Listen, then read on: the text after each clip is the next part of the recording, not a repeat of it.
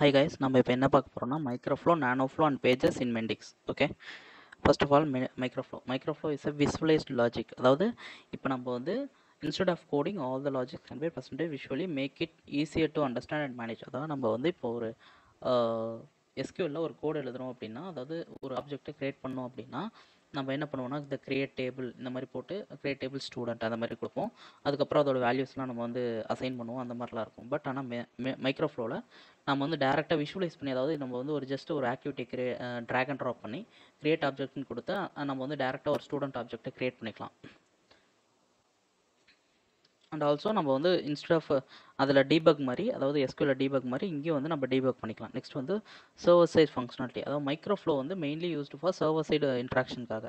Server சைடில் வந்து அதாவது ஒரு டேட்டா பேஸ் வந்து ரீச் பண்ணி அங்கே வந்து ஏதாவது சேஞ்சஸ் பண்ணோம் அப்படின்னா நம்ம வந்து மைக்ரோஃப்ளோ யூஸ் பண்ணுவோம். அதுக்கப்புறம் என்ன all other creation, updation and the display of pages. Next வந்து சாரி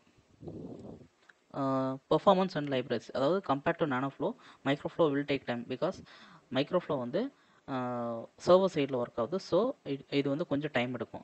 அதே நானோஃப்ளோ வந்து சர்வர் சைடு கிளைண்ட் சைட்லேயே ஒர்க் ஆகிடும். ஸோ அது வந்து ரொம்ப கம்மியான டைம் தான் எடுத்துக்கும்.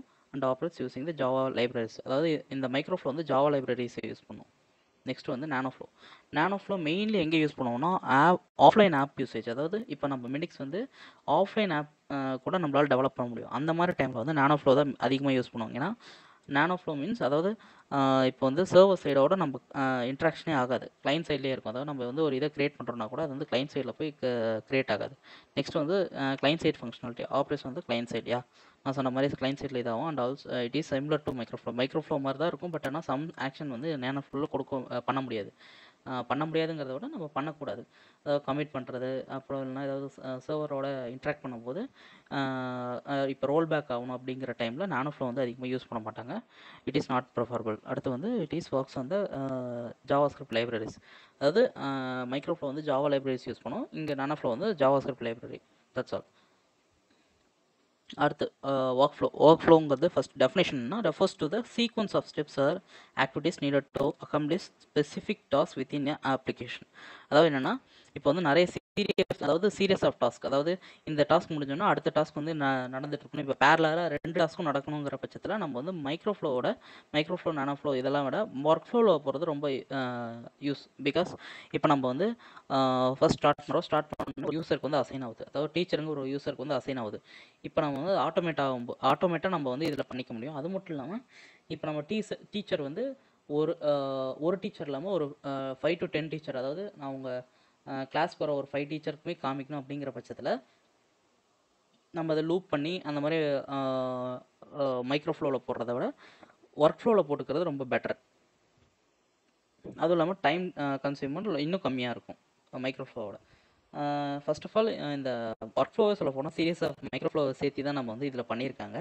நம்ம ஒர்க் வந்து இன்னும் கொஞ்சம் கம்மி பண்ணணும், அதாவது லைன்ஸ்லாம் கம்மி பண்ணுறதுக்காக இது ரொம்ப இன்னும் ஈஸியாக இருக்கும். இதிலே வந்து நம்மளால் ஜம்ப் இந்த மாதிரி இதெல்லாம் பண்ணும்போது எகைன் நம்ம சேம் டாஸ்க் ரிப்பீட் ஆகும்போது நம்மளால் மறுபடியும் எகைன் அந்த கோடெலாம் போட தேவையில்ல, டேரெக்டாக அந்த ஸ்டெப்புக்கு ஜம்ப் ஆகிக்கும். அந்த மாதிரி நிறைய ஃபங்க்ஷனாலிட்டிஸ் இதில் வந்து இன்பில்ட்டாக இருக்கும். நெக்ஸ்ட் வந்து பேஜஸ் வந்து mainly use to show the information to the client side. அதாவது நம்ம கிளைண்ட் சைடில் வந்து ஏதாவது இன்ஃபர்மேஷன் ஷோ அப் பண்ணணும் அப்படிங்கிற பட்சத்தில் பேஜஸ் வந்து யூஸ் பண்ணுவோம். மெயின்லி இங்கே வந்து என்ன இருக்குன்னா primary interface. serves as a primary interface for the user in the Mendix application, facilitates data presentation and user interaction. அதாவது இப்போ நம்ம வந்து இப்போ இந்த ப்ரெசன்டேஷன் காமிக்கிறது வந்து ஒரு பேஜ் மாதிரி தான். இந்த பேஜில் வந்து இந்த இன்ஃபர்மேஷன் எல்லாமே இருக்குது.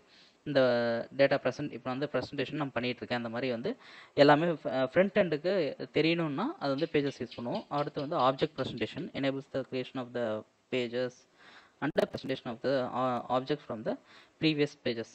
நம்மளால் இப்போ நம்ம ஒரு ஆப்ஜெக்டை வந்து இன்னொரு பேஜில் கூட நம்மளால் இது பண்ணிக்க முடியும். அதாவது பேஜில் வந்து க்ரியேட் பண்ணி இப்போ நம்ம வந்து மைக்ரோஃப்ளோவில் தான் க்ரியேட் பண்ணணும் இல்லை, நம்ம வந்து க்ரியேட் பண்ணி அந்த பேஜில் வந்து வேல்யூஸ் எல்லாமே கொடுத்து கடைசி ஒரு பட்டன் வச்சு அதில் வந்து நம்ம கமிட் பண்ணிக்கலாம். அந்த மாதிரிலாம் பண்ணலாம். இப்போ நம்ம ஒரு புது மைக்ரோஃப்ளோ எப்படி க்ரியேட் பண்ணோம்னா இங்கே இருக்கும் add microflow, add nanoflow, add workflow and also add a page.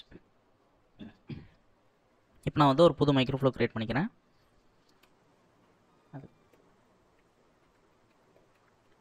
create student ஃப்ரண்ட் வச்சுக்கிறேன். ஓகே ஓகே, நான் ஃபஸ்ட்டே ஒன்று க்ரியேட் பண்ணியிருக்கேன்.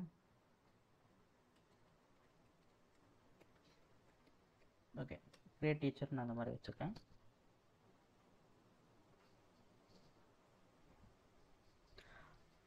இப்போ வந்து நம்ம புதுசாக ஒரு டீச்சரை வந்து நம்ம இது பண்ணுறோன்னா ஜஸ்ட் ஆக்டிவிட்டி ப்ரெஸ் பண்ணி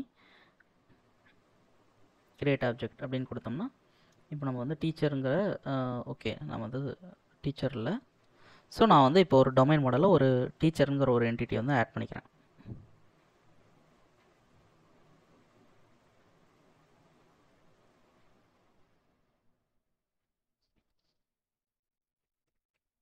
டீச்சர் ஓகே, இதில் வந்து நேம் ஆட் பண்ணிக்கிறேன்.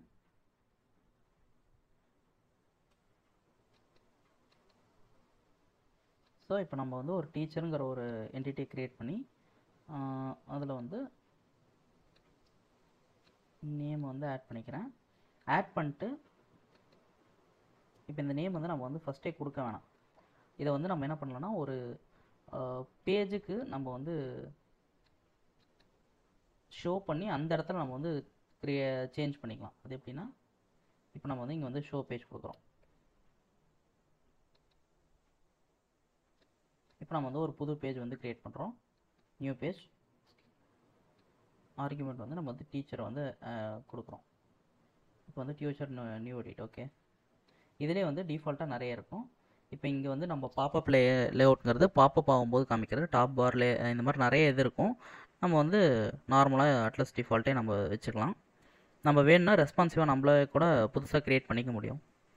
ஓகே, இப்போ நம்ம வந்து அது வந்து ரெஸ்பான்சிவாக இப்போ நான் வந்து ரெஸ்பான்சிவ் வெப்புக்கு நம்ம கொடுக்குறேன். ரெஸ்பான்சிவ் வெப் மீன்ஸ் இப்போ வந்து ஃபோன், லேப்டாப் எல்லாத்துக்குமே காமிக்கும்.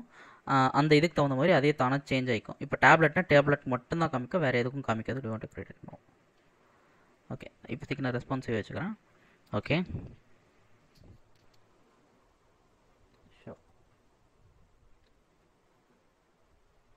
ஓகே, இப்போ இந்த இடத்துல நம்ம சேவ் கொடுத்தோம்னா அதாவது சேவ் சேஞ்சஸ் டேரெக்டாக ஆகும். அப்படி இல்லைன்னா நம்ம மைக்ரோஃப்ளோ கூட க்ரியேட் பண்ணிக்கலாம் இதுக்கும். இப்போ நம்ம இங்கே நேம் கொடுத்து அப்படியே டேரெக்டாக இது பண்ணிக்க முடியும். நான் இதை வந்து நேவிகேஷனில் ஆட் பண்ணிக்கிறேன்.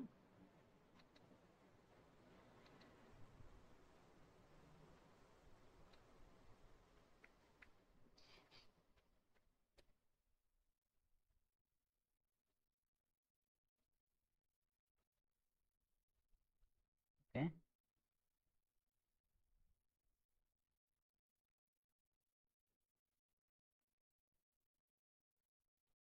நான் ரன் பண்ணுறேன்.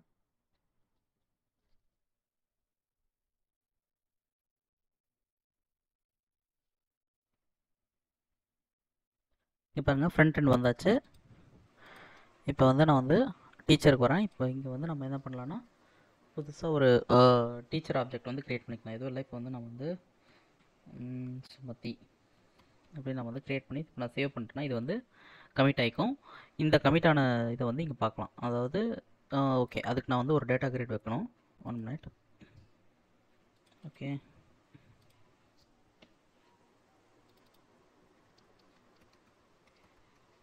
டீச்சர் லிஸ்ட்டை பார்க்குறதுக்காக நான் இப்போ வைக்கிறேன்.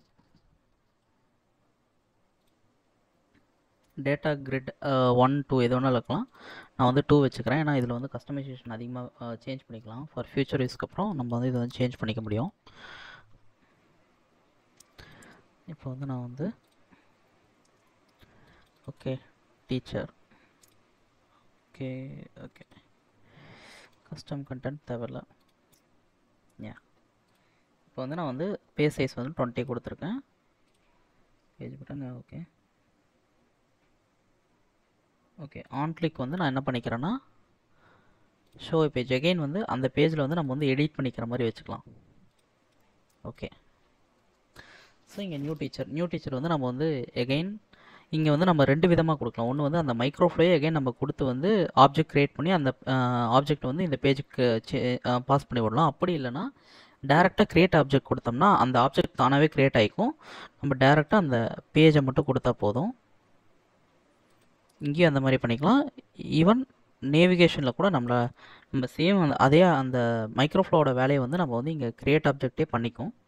நாங்கள் ஃபார் யுவர் அண்டர்ஸ்டாண்டிங்காக இப்போதைக்கு நான் வந்து டைரெக்டாக மைக்ரோஃப்ளோ க்ரியேட் பண்ணி இது பண்ணுறேன். ஓகே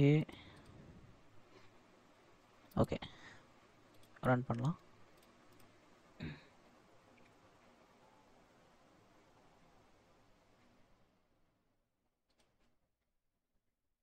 ஓகே இப்போ நம்ம இங்கே உங்களால் பார்க்க முடியும் டீச்சர் வந்து இப்போ நான் வந்து இங்கே வந்து ஒன்று என்ன பண்ணுறேன்னா புதுசாக ஒரு டீச்சர் வந்து நான் வந்து ஆட் பண்ணுறேன். இப்போ நான் வந்து இங்கே பாருங்கள் டீச்சர்னு சொல்லிட்டு இந்த இடத்துல வந்து எல்லாமே இருக்குது. ஈவன் நம்ம இதை சேஞ்ச் எடிட் பண்ணிக்கணுன்னா கூட நம்ம எடிட் பண்ணிக்க முடியும். பிகாஸ் நம்ம வந்து ஆன் கிளிக் ஈவெண்ட் வந்து நம்ம என்ன பண்ணியிருக்கோம்னா இதே பேஜ் கொடுத்துருக்கோம். ஸோ நம்ம வந்து எடிட் பண்ணிக்கலாம் இந்த பேஜை வந்து சாரி இந்த ஆப்ஜெக்டை. அது மட்டும் இல்லாமல் இப்போ நியூ டீச்சர் வேணுனாலும் நம்ம புதுசாக இன்னொரு டீச்சர் நம்ம க்ரியேட்டும் பண்ணிக்கலாம். ஸோ இந்த மாதிரி தான் ஒர்க் ஆகும். இப்போ நம்ம வந்து பேஜஸ், அதாவது இப்போ நம்ம ஒரு பேஜில் நம்ம என்னெல்லாம் பண்ண முடியும், எப்படியெல்லாம் இது பண்ணிக்கலாம் அப்படிங்கிறத பார்க்கலாம். இன்ட்ராக்ட் பண்ண முடியும் கிளைண்ட்டோட அப்படிங்கிறது நம்ம இங்கே பார்க்கலாம். ப்ளஸ் மைக்ரோஃப்ளோ எப்படி வந்து மைக்ரோஃப்ளோ க்ரியேட் பண்ணணும், நேனோஃப்ளோ க்ரியேட் பண்ணுங்கிறதெல்லாம் நீங்கள் பார்த்தீங்க. அது மட்டும் இல்லாமல் இப்போ உங்களுக்கு இந்த மைக்ரோஃப்ளோ நேனோஃப்ளோ பற்றி இன்னும் டீட்டெயிலாக வேணும்னா தனியாக அதுக்கு ஒரு டுட்டோரியல் நான் க்ரியேட் பண்ணுறேன். லைக் ஒர்க் ஃப்ளோ எப்படி நம்ம யூஸ் பண்ண முடியும், எப்படி மைக்ரோஃப்ளோவில் என்னென்ன ஆக்ஷன்லாம் பண்ண முடியுங்கிறதையும் நம்ம வந்து டீட்டெயிலாக இதுக்கப்புறம் அப்கமிங் வீடியோஸில் பார்க்கலாம். ஓகே உங்களுக்கு வேறு ஏதாவது டவுட் இருந்துச்சுன்னா நீங்கள் வந்து learnwithmr18@gmail.com வந்து நீங்கள் வந்து டேரெக்டாக மெயில் பண்ணுங்கள். நான் வந்து ஏதாவது குவரி இருந்துச்சுன்னா நான் வந்து டேரெக்டாக அதிலே வந்து சால்வ் பண்ண பார்க்குறேன். தேங்க்யூ. இந்த பிபிடியோட லிங்க் வந்து நான் வந்து டிஸ்கிரிப்ஷனில் ஆட் பண்ணிடுறேன். இது மட்டும் இல்லாமல் நான் இன்னொரு பிபிடியும் க்ரியேட் பண்ணியிருக்கோம்.